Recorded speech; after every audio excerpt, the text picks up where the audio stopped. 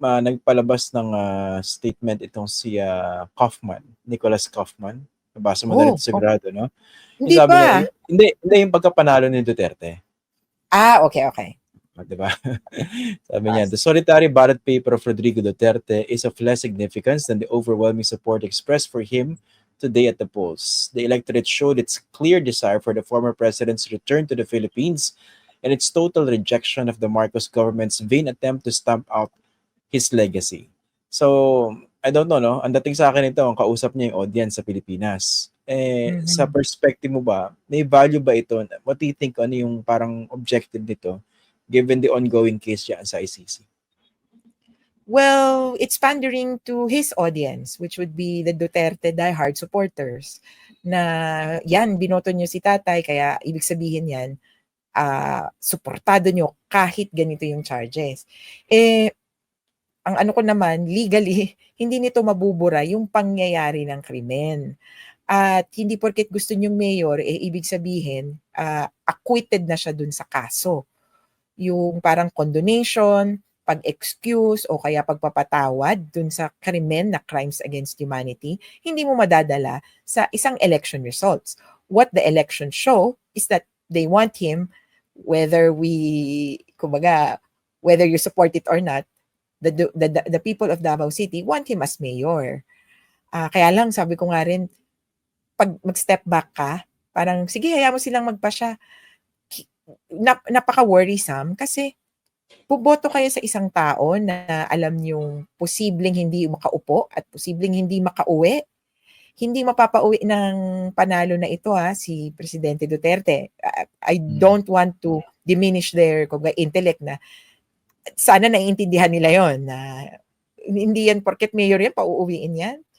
Pero kung ganun ang tingin nila, naku, ang hirap nito for our rule of law. Number one, hindi, pag binoto natin yan, papatawarin na natin yan. And two, iboboto namin yan kahit hindi naman yan makakaupo, makakapag-office. What does it say for our public institutions? Ganun ba yung tingin natin? Pwede kang mag-WFH o kaya mag-absentee or mag-ghost employee. In the WFH, work from Hague? Yes, work from Hague. Okay. Work from the detention facility. So, pala, sa proseso niya sa detention cell, no? Kasi nadidinig ko dito, may mga nagsasabi, baka mayroong paraan para makapanumpa itong si Rodrigo Duterte dahil siya'y nanalo. Meron ba talaga? Papayagan ba yan? Kunwari, administer sa kanya oath na siya yung bagong mayor uli nitong Davao City, pero dyan gagawin? Ayoko mag-suggest sa kanila, pero mukhang yung pinaka-feasible kong nakita nga ay, because you need to take your oath before a Filipino, what's this? A Filipino public official. Oo, so consulate. Parang hindi allowed that you take your oath before a notary public. May ganun no? So talagang kailangan official. So his option would be to go to the Philippine consulate and do that. The Philippine consulate, because of the exterritoriality framework, ang embahada, di ba? Parang ang teritoryo ng Pilipinas ang tingin dyan, edi parang nanunumpa siya sa teritoryo ng Pilipinas. Kaya baka pwedeng ganon ang pag-take ng niya. Hindi, pwede yung consular office yung pumunta sa kanya sa detention, tapos doon siya manumpa? Tingin ko nga hindi. Kasi ang tinitingnan ko yung election rule. So, hindi ito yung tipong, di ba, kung sa atin, kailangan mong manumpa at nasa abroad ka, punta ka ng notaryo.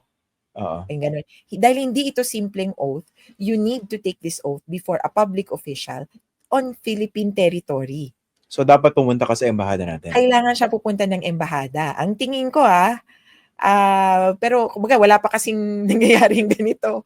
Hindi din pwedeng Zoom. Kasi kung Zoom, kumbaga kung pwede pala sa ibang teritoryo, edi mag-Zoom na lang siya. Hindi talaga yun yung framework. Ang framework, nasa harap ka. Kaya nga, di ba si Kiko Pangilinan, well, proclamation naman pala yun, Pero ganon, it has to be in Philippine territory. Parang this kind of oath ay hindi basta-basta na tipong isusubscribe mo before a notary public. Kaya kailangang mag-apply ng defense team niya kung pupunta siya sa embahada o kung pupuntahan siya ng consular officer. Ang complication na pupunta kasi yung consular officer, hindi ganun kadali at very strict ng rules doon sa ICC, detention facility. Limitado yung kakausapin mo, limitado nga lang yung pwede mong tawagan eh. Hindi pwedeng basta-basta pupunta ka doon. And there's another framework din sa kanila na hindi pwedeng magtrabaho ng labas na trabaho yung mga detention prisoners nila. Parang gano'n, no? Parang manunumpa siya para maging mayor. Tapos, gusto niyong kunin? Gusto niyang umuwi? Or syempre, hindi ka pwede, tama, at saka hindi mo pwedeng patakbuhin yung syudad mo habang nandiyan ka by remote, di ba? Oo, kaya parang sila, bakit ko sisimulan? Kumbaga, bakit ko ipapain pa yung detention facility? Wala na, hindi, ayoko. So, I think yung detention facility will stick to its rules and will not allow a consular officer to do the oath inside. Kasi public din kasi yung oath-taking na yun eh, di ba? Sa ICC, walang camera. Parang ang pangit na in secret ginawa yung oath. Kaya, parang best, ilabas siya. Pero sana payagan ng korte. So honestly, walang pakialam yung ICC dyan sa mga development sa kanya dito sa local. Kumbaga, ang focus nila, litising ka. Oo. In fact, dati, yung sa Kenya cases, nililitis nila, president. Wala silang pakialam. Pero, actually, eventually, yung cases kasi doon, na-dismiss. Kaya sabi ko nga, naku, pabor sa kanila yon yung kay Uhuru Kenyatta.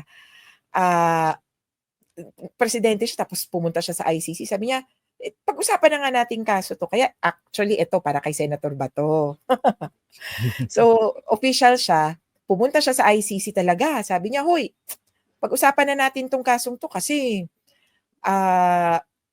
I want to serve my country. Ganyan.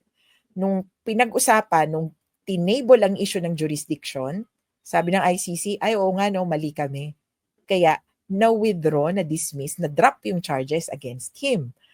Kaya pwedeng i-consider yung ganung framework na para kay Senator Bato, kaysa sa parang may nakabitin na itak sa ibabaw ng ulo niya, mag-submit na siya sa jurisdiction ng court.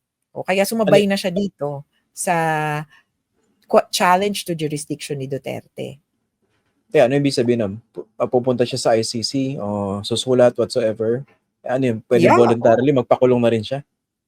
Oo. Hindi pa kasi siya, hindi pa siya subject ng warrant eh. Yes, correct. Wala namang warrant eh. So, ang sasabihin niya, parang voluntary appearance. May ganyang itsura sa Pilipinas eh.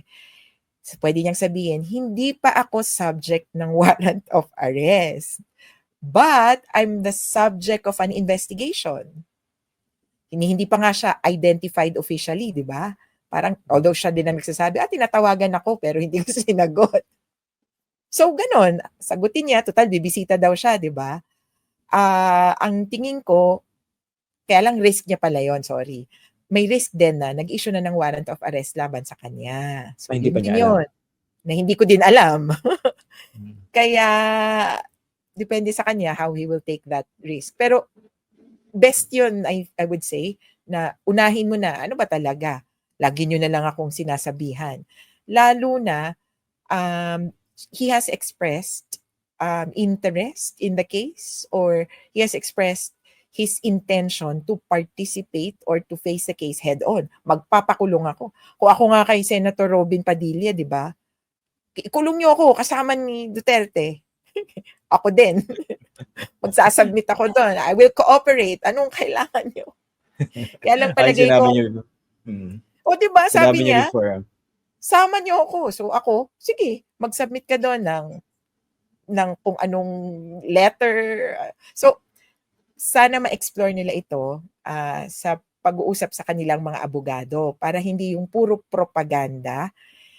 Dapat may kasulatan o kaya merong official legal manifestation or legal documents kaysa sa yung dakdak ng dakdak.